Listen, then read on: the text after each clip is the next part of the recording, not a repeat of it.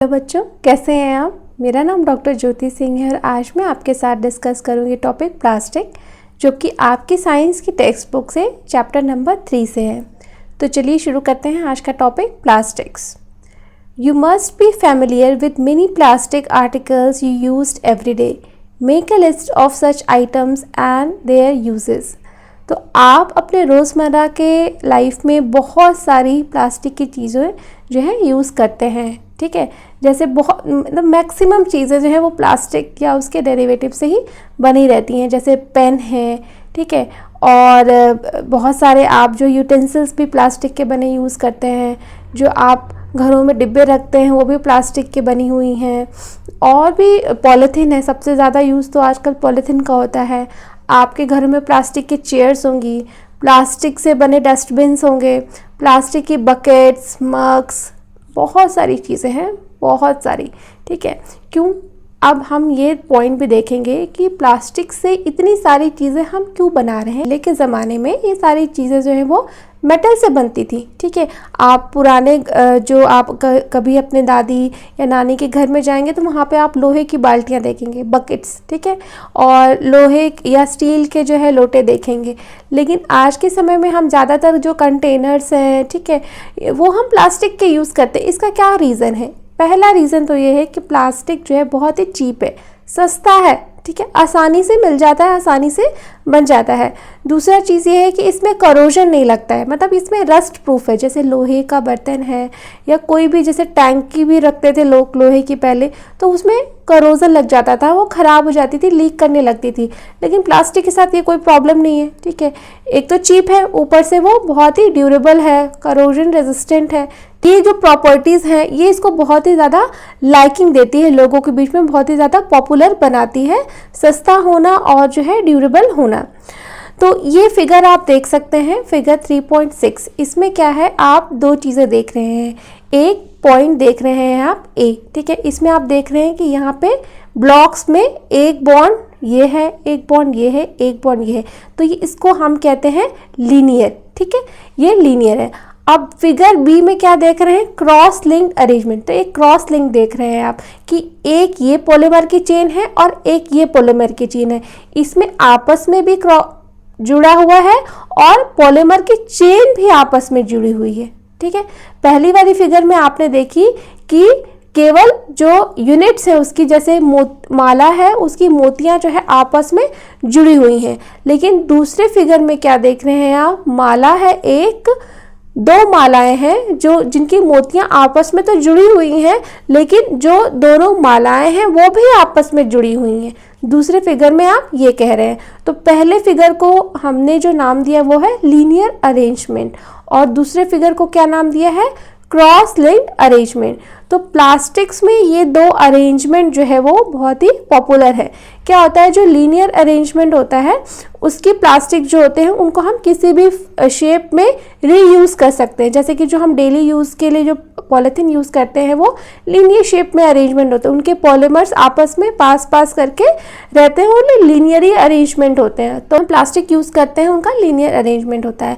लेकिन हम अपने घरों में बहुत सारी चेयर्स और बहुत सारे ऐसे प्लास्टिक की चीज़ें यूज़ करते हैं जिसको कि हम हाई टेम्परेचर पे यूज़ करते हैं, तो वो जो है उसमें क्रॉस लिंक रहता है। क्यों? क्योंकि क्रॉस लिंक की प्रॉपर्टी ये होती है कि वो हाई टेम्परेचर पे मेल्ट नहीं होता, बहुत ड्यूरेबल होता है, ठीक है।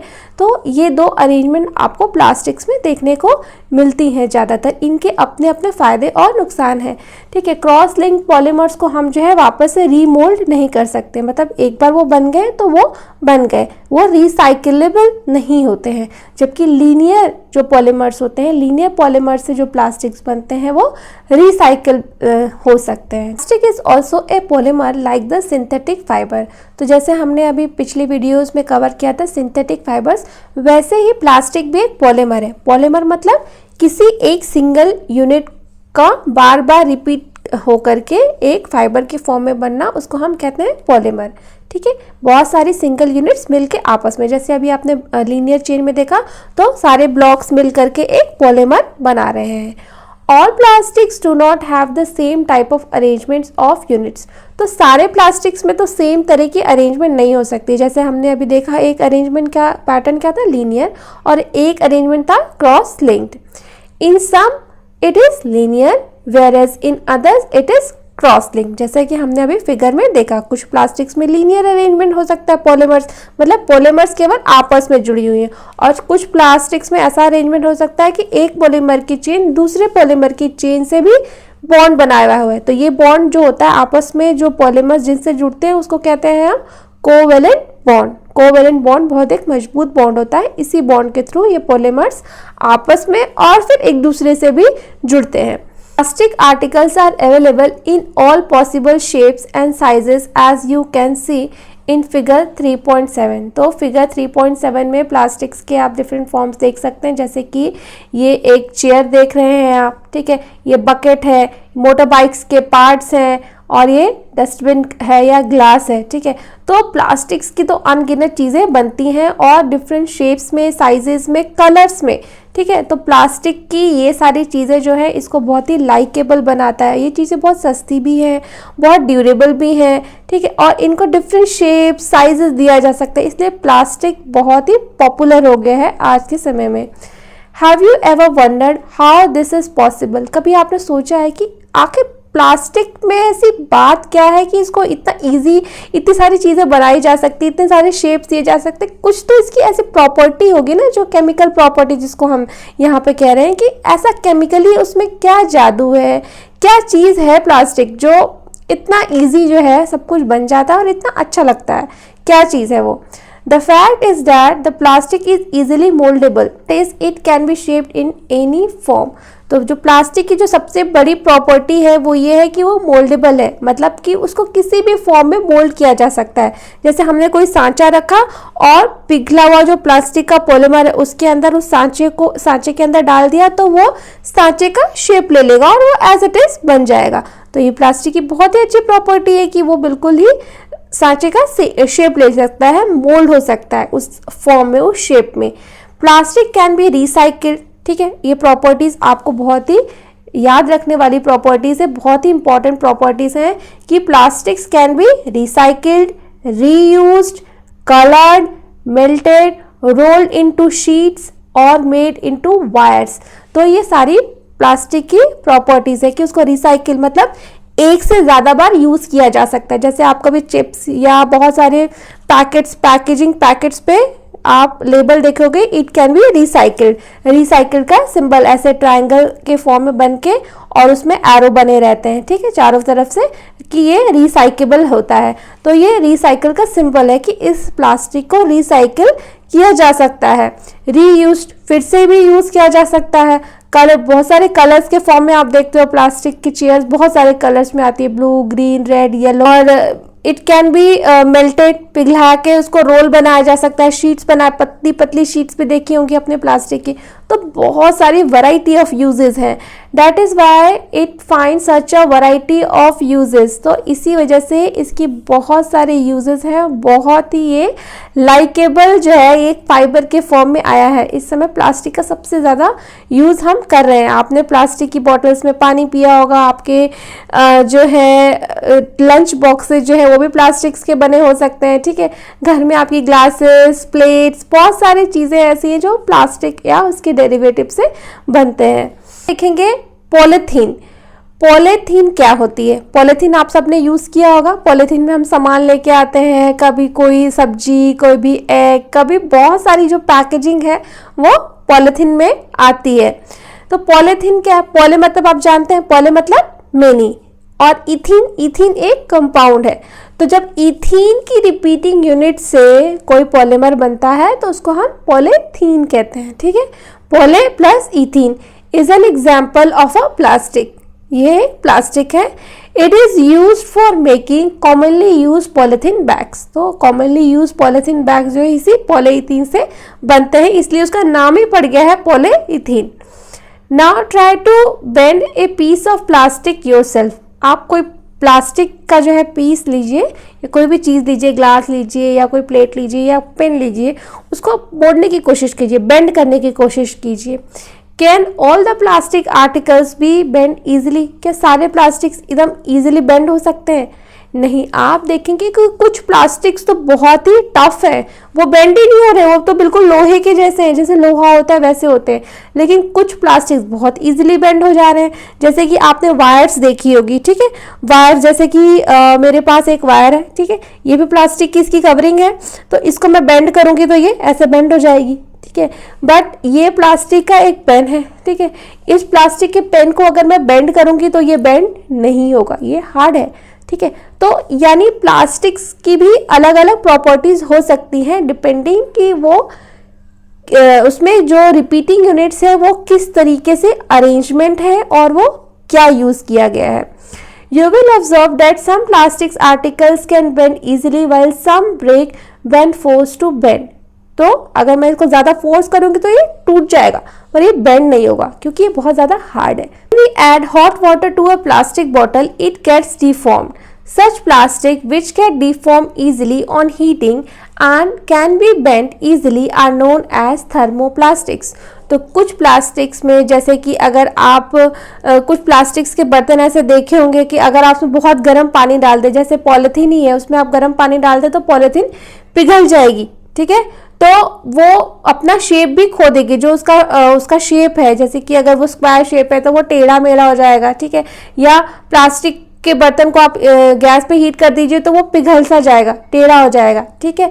तो वो प्लास्टिक्स जो कि हीटिंग के बाद अपना जो है शेप खो देते हैं, अब डिफॉर्म्ड हो जाते हैं, ठीक है, और इजीली बेंड हो जाते हैं, जैसे कि मैंने ये वायर दिखाई, ठीक है, तो ये वायर इजीली बेंड हो जा रही है, तो इस तरह के प्लास्टिक्स को कहते हैं हम थर्मोप्लास्टिक्स। थर्मो मीन्स हीट और प्लास्टिक्स का मतलब तो प्लास्टिक ही होता है, तो थर्मोप्लास्टिक यानी कि हीट का इनके ऊपर असर होता है। Polythene and PVC are some of the examples of thermoplastics. तो पॉलीथीन भी पिघल जाती है हीट से, पीवीसी जिसका कि ये वायर बना हुआ है, पॉलीविनाइल क्लोराइड, पीवीसी का फुल फॉर्म है polyvinyl chloride, are some of the examples of thermoplastics. तो ये थर्मोप्लास्टिक्स होते हैं। These are used for manufacturing toys, combs and various type of containers. तो पीवीसी के कंटेनर्स भी बनते हैं। तो इस तरीके के थर्मोप्लास्टिक, इस तरह के प्लास्टिक्स को हम थर्मोप्लास्टिक्स बोलते हैं। On the other hand, there are some plastics which when molded once cannot be softened or heating. These are called thermosetting plastics. और दूसरी तरफ कुछ प्लास्टिक ऐसे भी होते हैं कि अगर हम उनको हीट करें तो हम उसको मोल्ड नहीं कर सकते, उसको पिघला नहीं सकते, ठीक है। अगर हम उसको बहुत ज़्यादा हीट करेंगे तो वो वहीं पे जो है वो जलने लगेगा, लेकिन वो मोल्ड नहीं होगा, वो पिघलेगा नहीं, ठीक है, वो बहुत हार्ड है, बहुत टफ है। Two examples are bakelite and melamine. तो मेलामाइन की जो आपके घरों में प्लेट्स होती हैं जो खाने के लिए आप यूज़ करते हो, तो वो मेलामाइन की बनी रहती हैं, तो अगर वो नीचे गिर जाती हैं, बहुत ज़ोर से पटक देते हो तो वो कड़क करके टूट जाती हैं। तो आपने देखा होगा, और आप उसमें गर्म खाना खाते हो तो वो पिघलती हैं, वो नहीं पिघलती हैं, वो हीट रेजिस्टेंट होती हैं, काफ़ी हद तक टेम्परेचर जो है वो सहती हैं। तो वो जो प्लेट्स होती हैं वो रिसाइकेबल नहीं होती हैं, और जो है उनको हम थर्मोसेटिंग प्लास्टिक कहते हैं कि एक बारी वो जो शेप ले लेती हैं उसी शेप में रहती हैं, वो अपना शेप चेंज फिर नहीं करती हैं। तो इसका एग्जाम्पल क्या है, ये है एग्जाम्पल इसका बेकेलाइट और मेलामाइन। तो ये एग्जाम्पल्स आप बहुत अच्छे से याद रखिएगा कि थर्मोप्लास्टिक के एग्जाम्पल क्या है, पॉलीथीन एंड पीवीसी, और थर्मोसेटिंग प्लास्टिक के एग्जाम्पल्स क्या है, बेकेलाइट और मेलामाइन। तो bakelite is a poor conductor of heat and electricity. तो जो बेकेलाइट है वो हीट और इलेक्ट्रिसिटी दोनों का ही पुअर कंडक्टर है, हीट रेजिस्टेंट है, इलेक्ट्रिसिटी रेजिस्टेंस है। It is used for making electrical switches, handles of various utensil etcetera. तो घरों में जो आपके स्विच बोर्ड बने रहते हैं ना वाइट कलर के, वो सब बेकेलाइट के बने रहते हैं, ताकि अगर हीट ना हो, अगर बाय द वे बहुत ज़्यादा टेम्परेचर हो जाए या इलेक्ट्रिसिटी का इधर उधर शॉर्ट सर्किट हो जाए तो इलेक्ट्रिसिटी आपको करंट ना लगे, ठीक है, इसलिए वो बेकेलाइट के बने रहते हैं। It is use for making electrical switches और हैंडल्स ऑफ वेरियस यूटेंसिल्स। तो आपने घर में कुकर देखा होगा, उसमें ब्लैक कलर की हैंडल लगी रहती है, और बहुत सारे आपने कुकवेयर्स देखे होंगे, ठीक है, कढ़ाई है, तवा है, तो उसमें भी ब्लैक कलर का जो हैंडल लगा रहता है वो सब बेकेलाइट का बना रहता है, क्योंकि वो हीट को नहीं ट्रांसफ़र होने देता है, तो चीज़ें गर्म नहीं होती और आराम से आप उसको पकड़ सकते हो। Melamine is a versatile material, it resist fire and can tolerate heat better than other plastics. तो मेलामाइन जो है बहुत ही वर्सेटाइल है, और बहुत सारे कुकवेयर्स जो है, इवन जो आपके माइक्रोवेव अवन में जो कुकवेयर्स यूज़ होते हैं वो भी मेलामाइन के बने रहते हैं, ठीक है, क्योंकि वो हीट रेजिस्टेंट है और अच्छा फायर को टॉलरेट कर सकता है, और वो डिफॉर्म भी नहीं होता है, ठीक है, उसका शेप एक बार जो पकड़ लिया उससे वही शेप रहता है। It is use for making floor tiles, kitchenware and fabrics which resist fire. तो उस तरह की जो फ्लोर टाइल्स जिसमें कि आग ना लगे, ठीक है, या किचन वेयर जैसे कि मैंने आपको बताया कि उससे प्लेट्स बनती हैं, और भी बहुत सारे जो कंटेनर्स हैं वो बन सकते हैं, और ऐसे फैब्रिक्स जो कि फायर रेजिस्टेंट, जो फायर वर्कर्स पहनते हैं उनके कपड़े जो है वो मेलामाइन फैब्रिक्स के बने रहते हैं, क्योंकि वो हीट को रेजिस्ट करता है, फायर को रेजिस्ट करता है। Figure 3.8 shows the various uses of thermoplastics and thermosetting plastics। तो थर्मोप्लास्टिक्स और थर्मोसेटिंग प्लास्टिक के यूजेस फिगर 3.8 में हम देख सकते हैं क्या यूजेस हैं, जैसे कि ये है फिगर 3.8। तो इसमें आप देख सकते हैं firstly articles made of thermosetting plastics. Thermosetting plastic मतलब जो कि हीट करने पे अपना शेप जो है नहीं खोते हैं, वैसे बने रहते हैं, जैसे कि आप इसमें देख सकते हैं ये किचन वेयर है, ठीक है, ये दोनों किचन वेयर है, और ये आपका स्विच बोर्ड है, इलेक्ट्रिकल स्विच बोर्ड है, आपका जो है वो आपके हैंडल है, ठीक है। और दूसरे में आप देख सकते हैं थर्मोप्लास्टिक्स में आपके जो है ये वायर हैं और ये आपके कंटेनर्स हैं। थर्मोप्लास्टिक्स में आप देख सकते हैं कि ये आपका कंटेनर जार है और ये वायर है, जैसा कि मैंने अभी दिखाया आपको, मेरे पास भी एक वायर है, उसमें भी थर्मोप्लास्टिक्स का यूज़ किया गया है। आज के लेक्चर में हमने क्या पढ़ा कि जो प्लास्टिक्स होते हैं वो दो तरह के हो सकते हैं, थर्मोसेटिंग प्लास्टिक और थर्मोप्लास्टिक्स। थर्मोसेटिंग प्लास्टिक्स वो जिसको कि हम हीट करेंगे तो वो अपना शेप नहीं खोएंगे, और एक बार उनको मोल्ड कर दिया तो फिर वो हम उसको दोबारा मोल्ड नहीं कर सकते हैं। और थर्मोप्लास्टिक्स वो होते हैं जो हीट पड़ने पे जो है वो अपना शेप खो देते हैं और हम उनको दोबारा रिसाइकल करके यूज़ कर सकते हैं। तो थर्मोसेटिंग प्लास्टिक और थर्मोप्लास्टिक्स में ऐसा डिफरेंस क्यों होता है? वो इसलिए होता है कि थर्मोसेटिंग प्लास्टिक्स को किसी रेजिन से, किसी चीज़ से ऐसा ट्रीटमेंट दिया जाता है कि उनके पॉलीमर्स में आपस में एक लिंक बन जाए, तो वो फिर वो स्टेबल हो जाते हैं। और थर्मोप्लास्टिक्स में पॉलीमर्स एक दूसरे के ऊपर पड़े रहते हैं, उनके बीच में आपस में कोई लिंक नहीं रहता है, क्रॉस लिंक्स नहीं रहते हैं, ठीक है, वो लीनियर होते हैं। तो जैसा कि हमने अभी आज के टॉपिक में देखा कि पॉलीमर्स को दो तरीके से अरेंज किया जा सकता है, क्रॉस लिंक के फॉर्म में और पॉलीमर के फॉर्म में। तो जो हमारा थर्मोप्लास्टिक्स होते हैं उसमें पॉलीमर्स का अरेंजमेंट जो होता है वो लीनियर होता है, ठीक है, और हमारे थर्मोसेटिंग प्लास्टिक में जो होता है उनका जो पॉलीमर का अरेंजमेंट होता है वो क्रॉस लिंक के फॉर्म में होता है। तो क्रॉस लिंक ऐसे रिएजेंट से किया जाता है कि वो और मजबूत बने। जैसे कि इसका एक एग्जांपल होता है कि रबर, ठीक है, रबर बहुत ही ब्रिटल, बहुत ही मुलायम, बहुत ही नाजुक होता है, तो उससे हमारा जो है हम जो उसको यूज़ करना चाहते हैं हम उसको वैसे यूज़ नहीं कर पाते हैं, इसीलिए रबर को जो है हम वल्कनाइज करते हैं, ठीक है, किससे? सल्फर से, और उसके बॉन्ड्स के बीच में सल्फर को इंसर्ट कर देते हैं, क्रॉस लिंक कर देते हैं, ठीक है, रबर के पॉलीमर्स को सल्फर की मदद से आपस में हम क्रॉस लिंक कर देते हैं, तो उसको वल्कनाइज्ड रबर कहते हैं। फिर वो जो रबर वो थोड़ा हार्डन हो जाता है और हम उसका बेटर यूज़ कर पाते हैं। तो ये तो थे थर्मोप्लास्टिक्स और थर्मोसेटिंग प्लास्टिक्स। तो होप कि आपको आज का लेक्चर अच्छे से समझ में आया होगा, and still if you have any doubts then you can write in the comment box, I will surely reply. Thank you.